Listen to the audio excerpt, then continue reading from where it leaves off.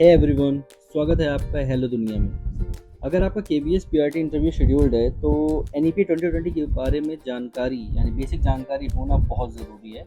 तो सबसे पहले एनईपी का मतलब है नेशनल एजुकेशन पॉलिसी 2020। इसका उद्देश्य है कि रटने की बजाय समझ पर आधारित शिक्षा देना और बच्चों का समग्र विकास करना।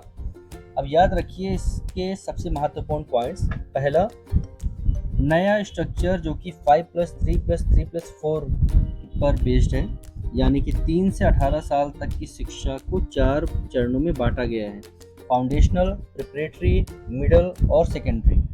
दूसरा, अर्ली चाइल्डहुड केयर और एजुकेशन पर विशेष जोर, यानी 3 से 6 वर्ष के बच्चों की सीखने की मजबूत नींव।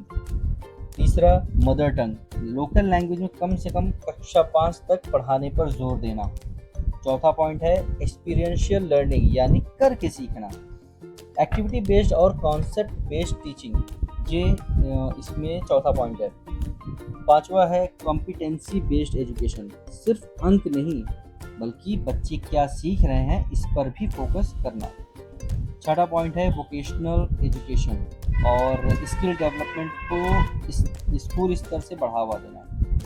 सातवां है बोर्ड परीक्षाओं और असेसमेंट को कम तनावपूर्ण और अधिक एप्लीकेशन बेस्ड बनाना। इंटरव्यू टिप में अगर हम बात करें तो अगर आपसे पूछा जाए कि एनईपी 2020 का मुख्य उद्देश्य क्या है, सिर्फ एक लाइन में आप बता सकते हैं कि बच्चों को रटने के बजाय समझ, कौशल, रचनात्मकता और समग्र विकास पर आधारित गुणवत्तापूर्ण शिक्षा देना। ये इस टाइम पर एनईपी 2020 का मुख्य उद्देश्य है। अगर आपको ऐसे ही केवीएस पीआरटी इंटरव्यू के महत्वपूर्ण टॉपिक्स 2 मिनट में सीखने हैं तो हेलो दुनिया को ज़रूर फॉलो करें। Thank you.